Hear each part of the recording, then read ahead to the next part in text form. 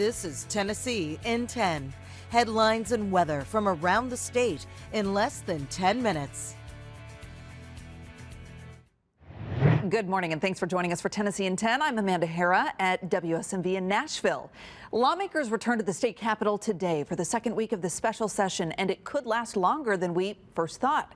Senate Majority Leader Jack Johnson is canceling a fundraiser next month, a hint that the session could last for at least a few weeks. Some Covenant School parents want lawmakers to take another look at the bills that they've already tabled. The Senate passed 4 bills last week, one of which is the budget for the session, and then immediately rejected everything else without any debate. The House passed a bill that would ban the public release of child autopsies and another that would improve school alarm systems.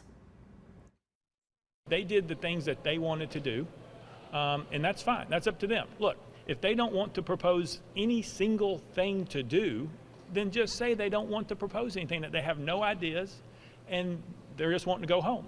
Hopefully we'll come to an agreement and pass some of the bills that we've suggested, pass the appropriations bill, and you know, whatever else is deemed essential. All right, a little bit of a legislative stalemate going on here. Representative Justin Jones says that parents deserve better. Every day in America, how many shootings have you seen on the news today? That's all I've seen, and I'm sick of it. I'm so sick of it because I've sat with mothers who cried, whose children were in Covenant School this week. I've sat in committee and heard my colleagues say there's nothing we can do about it. We can do something about it, and we have to do something about it.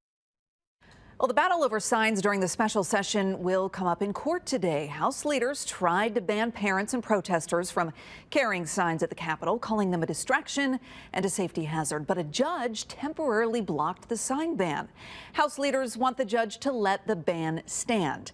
The ACLU is suing. They say it goes against the right to free speech. A hearing starts in court at 11 o'clock this morning, Central Time. Former Tennessee Governor Don Sundquist died over the weekend at the age of 87. The Republican served 2 terms as governor. He was in office from 1995 to 2003. Before that, he represented our state in Congress for 12 years. His family says he died at a hospital in Memphis, surrounded by family. Sundquist will have memorial services in Memphis and Nashville before he's buried in East Tennessee. Those are your big stories from across the mid-state. Well, good morning. I'm Casey Wheelis in the WVLT newsroom. Health experts are warning of a healthcare crisis in rural America. We're talking about a shortage of doctors. The president of the American Association of Colleges of Osteopathic Medicine says by 2030, we will have a shortage of between 20 to 50,000 primary care physicians here in the U.S. Now, here in Tennessee, we are already seeing some effects in our rural communities. However, a solution could soon be on the way. Belongs to Tennessee. So we're going to have counties potentially that don't have primary care physicians or have an inadequate number. And then sadly, when someone like you or a fellow citizen is trying to reach out for care in one of those counties, the delays of getting to them can be very significant. Yeah, he says becoming an osteopathic medicine doctor or DO is a great way to serve some of these rural communities because most of the schools are located in those areas. Well, it's been 2 years since an East Tennessee native, Staff Sergeant Ryan Knaus, died at the age of 23 fighting for the United States in Afghanistan. Members of the Coreyton community, where he is from, gathered to honor his life over the weekend. He was one of 13 service members killed in the deadly Kabul airport bombing when the U.S. withdrew from Afghanistan in 2021. His mother says the anniversary is not just about him, but everyone who lost their lives that day. I've gotten to know the 13 families. They're everywhere across the nation right now, telling people how much they miss their children.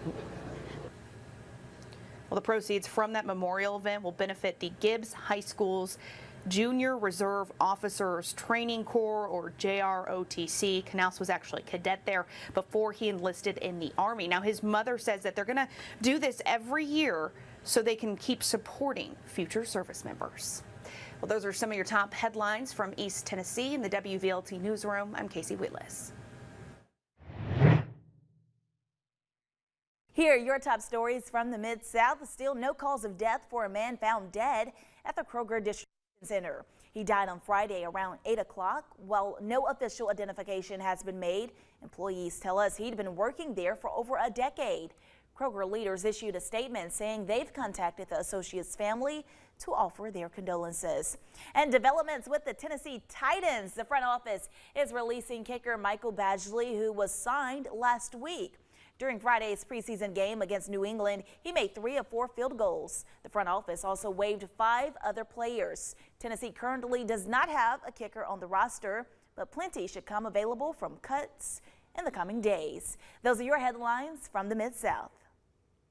All right, let's talk about the forecast where you live. For most of us, Stefano, a cool down is on tap this week. Finally, I mean, after that long stretch of heat and humidity, it's certainly nice to see things backing off as far as that is concerned. We are talking some showers and thunderstorms, though, the first part of this week, and then things should start to calm down through the second part. And the best areas for more showers and storms this afternoon out in East Tennessee, so Cookeville, Chattanooga, Knoxville areas. Nothing severe, but we could get some heavier downpours that get tossed into the mix. Once we get through the night tonight, bulk of that rain should taper off across most of the state. We'll end up in the 80s today. Overnight, we'll have a couple of leftover showers. Again, the best area for a few showers tomorrow out in East Tennessee. 71 Knoxville starting off, the same in Nashville and Memphis in the 60s. Those showers and storms continue out in East Tennessee along and west of I-65. Warmer with a little more sunshine as we are back in the 80s, Amanda. All right, Stefano, thanks. Thanks for joining us for Tennessee in 10. I'm Amanda Hara in Nashville. Have a great day.